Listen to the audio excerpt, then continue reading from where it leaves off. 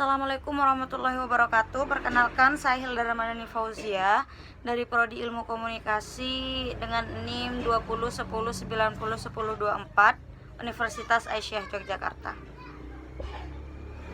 Semua makhluk yang diciptakan oleh Allah Subhanahu wa Ta'ala dapat dibagi kepada dua macam, yaitu al-ghaib atau yang ghaib dan juga asy-syahada, artinya yang nyata.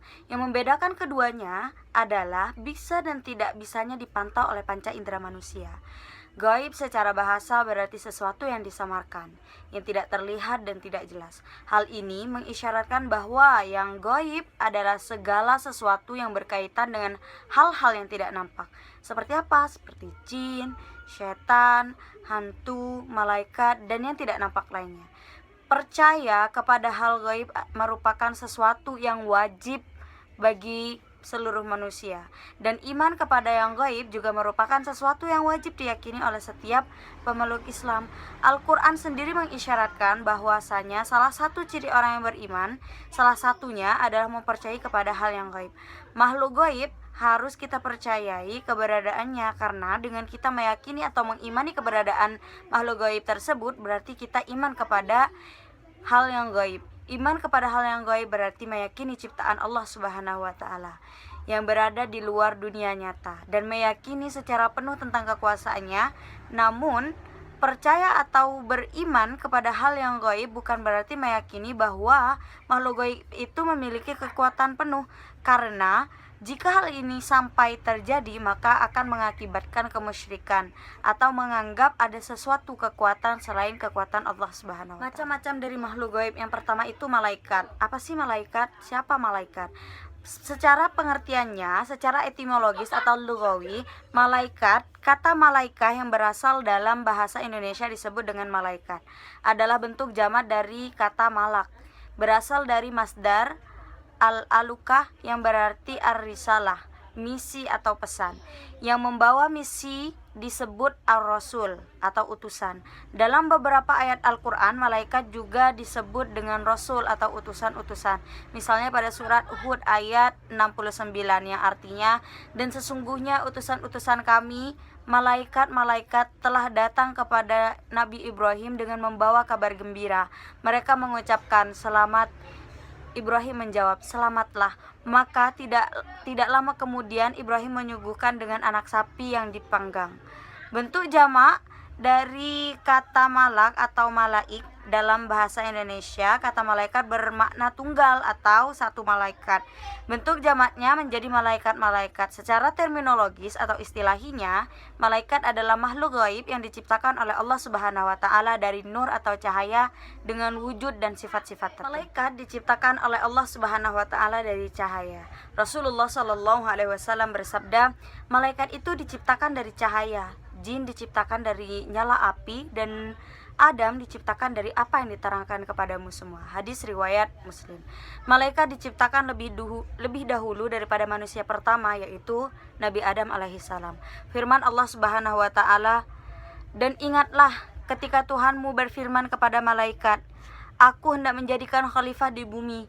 Mereka berkata, apakah engkau hendak menjadikan orang-orang yang merusak dan menumpahkan darah di sana, sedangkan kami bertasbih memujimu dan menyucikan namamu? Dia berfirman, sungguh aku mengetahui apa yang tidak kamu ketahui. Quran Surat Al-Baqarah. Wujud malaikat tidak bisa dilihat, didengar, diraba, dicium, dan dicicipi atau dirasakan oleh manusia, kecuali jika malaikat menampilkan diri dalam rupa tertentu seperti manusia. Dan para utusan kami, para malaikat, telah datang kepada Nabi Ibrahim dengan membawa kabar gembira. Mereka mengucapkan selamat.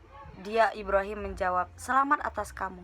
Maka tidak lama kemudian Ibrahim menyunggahkan daging anak sapi yang dipanggang. Maka ketika dilihat tangan mereka tidak menjamahnya, dia Nabi Ibrahim mencurigai mereka dan merasa takut kepada mereka. Mereka malaikat berkata, jangan takut, sesungguhnya kami diutus kepada kaum Lut. Quran Surat Al-Hud. Sifat-sifat malaikat adalah, yang pertama, malaikat adalah hamba Allah Subhanahu wa taala. Yang kedua, malaikat patuh akan segala perintahnya dan tidak pernah berbuat maksiat dan nurhaka kepada Allah Subhanahu wa taala. Sebagaimana firman Allah Subhanahu wa taala dalam Al-Qur'an yang artinya, mereka tidak mendahului dengan perkataan dan mereka mengerjakan perintahnya. Quran Surat Al-Anbiya. Yang ketiga, malaikat tidak mempunyai hawa nafsu. Yang keempat, tidak memiliki keinginan seperti manusia. Yang kelima, tidak berjenis lelaki atau perempuan. Yang keenam, tidak berkeluarga. Yang ketujuh, hidup dalam alam yang berbeda dengan kehidupan alam semesta yang kita saksikan. Nama dan tugas-tugas malaikat. Jumlah malaikat sangatlah banyak, tidak bisa diperkirakan dan berbeda-beda, baik dalam tingkatannya, tugas, pangkat, dan kedudukannya. Nama malaikat dan tugas-tugasnya, yang pertama itu adalah malaikat Jibril, bertugas menyampaikan wahyu kepada nabi-nabi dan rasul. Yang kedua adalah malaikat Mikail, bertugas mengatur hal-hal yang berhubungan dengan alam. Yang ketiga, malaikat Israfil, bertugas meniup terompet di hari kiamat dan di hari kebangkitan. Yang keempat adalah malaikat Israil, bertugas mencabut nyawa dan makhluk hidup lainnya. Yang kelima adalah malaikat Raqib dan Atid, yang bertugas mencatat amal perbuatan manusia.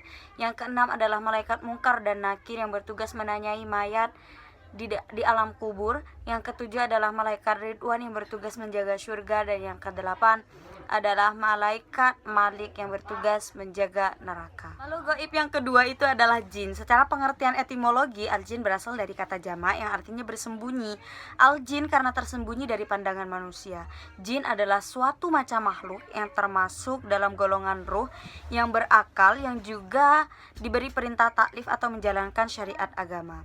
Allah Subhanahu wa taala menjelaskan tentang asal bahan penciptaan jin tersebut, yang berarti sesungguhnya kami telah menciptakan manusia itu dari tanah yang kering, yang berasal dari lumpur yang hitam, yang diberi bentuk, dan kami ciptakan jin sebelum itu dari api yang sangat panas. Quran Surat Al-Hijr. Dari ayat di atas menunjukkan bahwa jin diciptakan dari api yang tiada berasap, yang murni sama sekali, dan penciptaan jin lebih dulu daripada penciptaan manusia. Jin itu banyak sekali penggolongannya. Di antara mereka ada yang istiqomah atau berpendirian teguh, baik perangainya serta bagus kelakuannya. Tetapi ada pula di antara mereka yang bodoh, lemah akal fikirnya serta lalai. Di antara mereka ada pula yang kafir, dan inilah bagian yang terbanyak sekali di kalangan bangsa jin itu. Sebagaimana firman Allah dalam Quran Surat Al-Jin yang artinya, di antara kita ada golongan yang baik dan di antara kita ada golongan yang demikian, yakni tidak baik. Kita semua menempuh jalan yang berlain-lainan. Makhluk gaib yang ketiga itu adalah iblis dan setan. Iblis adalah suatu nama yang berasal dari bahasa Arab, dari asal kata iblas yang berarti putus asa dari rahmat Tuhan.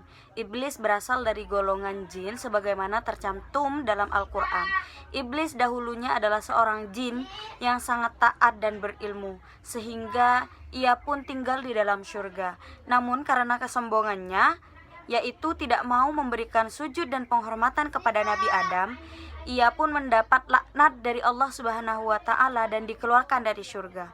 Namun sebelum ia dikeluarkan, iblis meminta kepada Allah agar tidak dimatikan sampai hari kiamat untuk menggoda anak cucu Adam, dan Allah mengabulkan permintaannya tersebut. Sebagaimana firman Allah dalam Al-Qur'an surah Shad ayat 80 sampai 81 yang artinya, sesungguhnya engkau iblis termasuk golongan yang diberi penangguhan waktu sampai hari kiamat. Pengertian setan dalam menjalankan misinya untuk mengganggu anak cucu Adam, iblis dibantu oleh syaitan. Yang dimaksud dengan syaitan secara istilah adalah setiap yang mengikuti perbuatan iblis dari golongan jin ataupun manusia sendiri. Sebagaimana firman Allah dalam Al-Quran surah Al-An'am ayat 112 yang artinya, demikianlah kami ciptakan bagi tiap-tiap nabi musuh-musuhnya, yaitu setan-setan yang terdiri dari bangsa manusia dan jin. Sebagian menyampaikan perkataan palsu kepada yang lainnya untuk mengadakan penipuan. Sebagaimana yang telah saya bahas barusan, bahwasannya iblis telah diberikan kehidupan yang panjang sampai hari kiamat untuk menggoda keturunan Nabi Adam. Dalam segi kedudukan, iblis adalah pemimpinnya para setan. Sebagaimana diriwayatkan oleh Jarir radhiyallahu an dari Nabi Muhammad SAW bersabda, sesungguhnya iblis itu meletakkan singgasananya di atas air. Kemudian ia mengirimkan pasukannya yang paling dekat dengan iblis di antara anak-anak buahnya. Maka ia adalah yang terhebat dalam membuat fitnah atau kejahatan.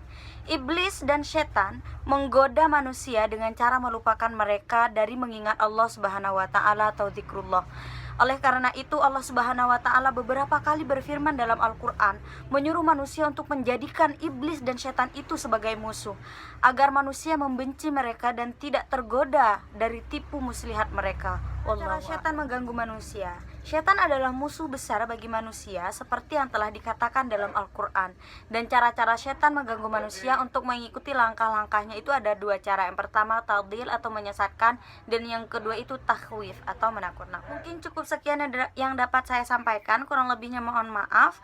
Wabillahi taufiq wal hidayah wa ridha wal inayah. Wassalamualaikum warahmatullahi wabarakatuh.